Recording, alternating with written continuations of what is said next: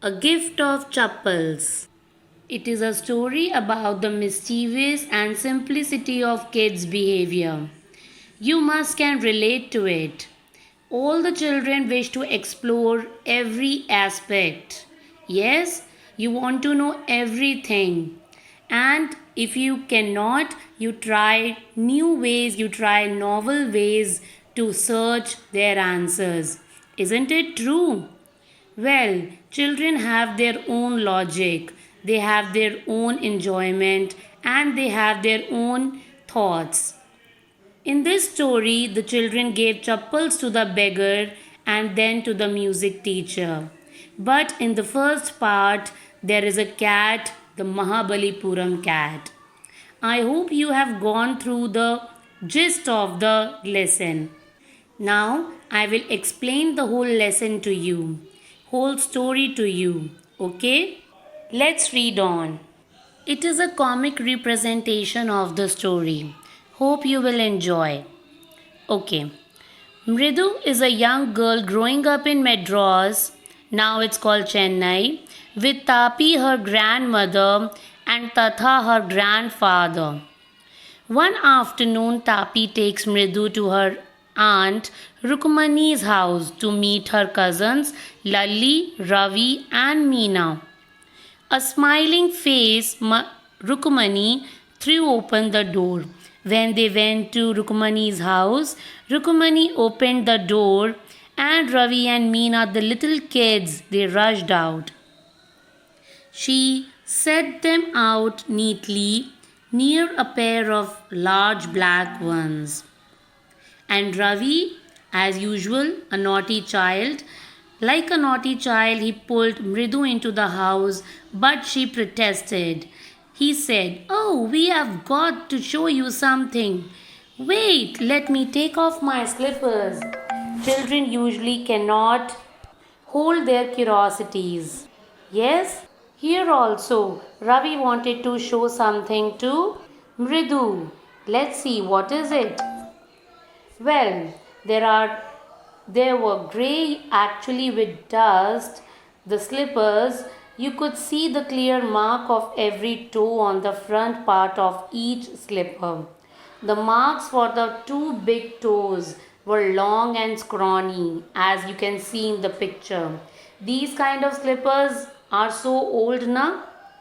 When you keep on wearing them, the impressions of feet get stuck to them. Yes, Mridu didn't have much time to wonder about whose slippers they were, but they looked so old. Because Ravi dragged her to the backyard, and what did he show? Behind the thick, bitter berry bush, what was there? There inside a torn football lined with sacking, as you can see in the picture, and filled with sand, lay a very small kitten, baby cat, lapping up milk from a coconut half shell. Now see, the cat was hidden there. And Ravi said, "We found him outside the gate this morning, and he was mewing and mewing, poor thing." Now, children, they are soft hearted. "It's a secret. Amma says Party will leave for our Padu Mama's house if she knows we have a cat." Means Party is afraid of cats. Who is Party? The grandma. People are always telling us to be kind to animals, but when we are, they scream, "Oh, don't bring that dirty creature here." Now, children could not understand this behavior. On one side, we tell you to take care of animals, we tell you to be kind to animals, but what happens when we actually start caring about them? So, this is a big question, isn't it? Now, children are very good at cooking stories. Yes, this boy, Ravi, he had called the cat Mahendran. The name of the cat is Mahendran. Now, Mridu said, "Mahendran, this little kitty's name is Mahendran. I am impressed. It's a real name, not just a cute kitty cat name. Yeah? Actually, Ravi said his full name is Mahendra Varma Pallava Punnai. MP Punnai for short. It's a Tamil name and South Indian name. If you like, he is fine breed of cat. Look at the cat, the royal cat. Just look at his fur. Oh my god, so soft. It's looking like a lion's mane, the lion's hair. And if you know of what the emblem of the ancient Pallava kings was, don't you? Don't you remember the national emblem of Pallava kings? No? Ravi looked expectantly at Mridu, but Mridu couldn't help giggling. Now Mridu knew that this boy, he was just joking and cooking the story. He was just framing the cat as a king cat. You think it is not a joke, it is real. Think about it. Mridu could not do anything, couldn't help herself, but just kept on laughing. Think I'm joking? Well, just wait, I'll show you sometime. It's clear you don't know a thing about history. Haven't been to Mahabalipuram? Have you? Now there's one place, and he says that have you been to this place?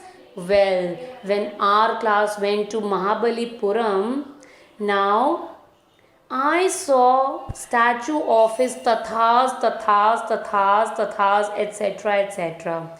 He says that in Mahabalipuram, I saw the statue of the great grandparents of this cat. So funny. Fact is, Mahendran here is descended from that very same ancient cat, a close relative, scientifically speaking, none other than lion. That means this is not a simple cat, it is the descendant of Pallava lion. It is a Pallava lion, the emblem of Pallava dynasty. Ravi went on walking around the bitterberry bush and waving a twig up and down, speaking, narrating his story to Mridu and Meena, his eyes sparkling. You see, when you look at little children, when they narrate the story, when they tell you the story, their eyes light up. There is a shine in their eyes. They love speaking stories, they love telling stories. Aren't they? That's cool. This cat is a descendant of none other than the Mahabalipuram Rishi cat. It is not a simple cat. And if I may just remind you, they worshipped cats in ancient Egypt. How he loves the sound of his own voice. What does that have to do with anything? We are not interested in your talks. Oh, I'm telling you, this cat is descended from Egyptian cat god. No, goddess, Bastet. Yeah, that's it. Well, one of the descendants of that cat goddess was stowaway in one of the Pallava ships. That means one of the descendant ran away in the ship, and his descendant was Mahabalipuram Rishi cat, whose descendant is this small cat. MP Punnai, he hit the cat with his twig, and the cat said, "Screech! Oh!" And somewhere they heard the noise screech. Ravi shrieked, very pleased with himself. Mahendran looked up, alarmed, and the little cat was also amazed, shocked to listen to the voice. Screech! He had just been sharpening his claws on the edge of the coconut shell. But worse than Ravi's awful whoop was Screech from the window, and the cat was also shocked. What a weird sound! And if Mridu was startled, MP Punnai was frightened out of his wits, and this little cat, it was frightened. Hair standing on end, he bounced up and scurried through towards a bamboo tray of red chilies that had set out to dry. Trying to hide beneath it, he tipped a few chilies over himself. Meow! He howled miserably, but the creaking went on and on. What that creaking was? Now, as you can see in the picture, Mridu crept up to the window where Lally was sitting a little distance away, awkwardly holding her violin and bowstring. You can see in the picture her elbows jutting out, coming out, and her eyes glazed with concentration. And her eyes glazed with concentration. Her eyes were stuck with concentration. In front of her, with most of his back to the window, was bony figure of music master. Bony figure means lanky figure, thin. He had almost bald head with fringe of oiled black hair falling around his ears, as you can see in the picture, and an old fashioned tuft. A gold chain gleamed around his leathery neck. Leathery means tan color, brown color neck. And a diamond ring, glittery diamond ring, on his hand as it glided up and down when he was playing the violin. A large foot stuck out from beneath his gold bordered vestige edge the clothing, and he was beating time on the floor with the scrawny big toe. Scrawny means thin and bony. He played a few notes. Notes means the musical notes. Lally stumbled behind him on her violin. Stumbled behind him means tripped or lost balance, almost not in balance. Means she was trying to play the violin but she couldn't play. Stumbled behind him on her violin, which looked quite helpless and unhappy in her hands. What the music master's note seemed to float up. What a difference! The music master's note seemed to float up and settle perfectly into the invisible tracks of the melody. Means how the writer has compared the music of the music masters, the notes of the music master, the music of the music master, it just float in a rhythm like invisible tracks of melody.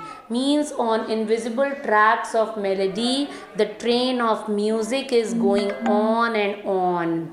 It was like wheels of train fitting smoothly into the rails and whizzing along like music. As Ravi said, Mridu stared at that huge beringed hand, but Mridu was continuously looking at the diamond ring moving effortlessly up the violin stem. Girls I know, making lovely music. Squawk! There was Lally derailing again, but the music of Lally, what Lally was playing, it was completely derailed out of the track. Amma came a wail from the gate. Children, here I will wind up. The first part of the lesson is completed. The story is completed as you will see in the text, and you have to do comprehension check related to this lesson. Okay?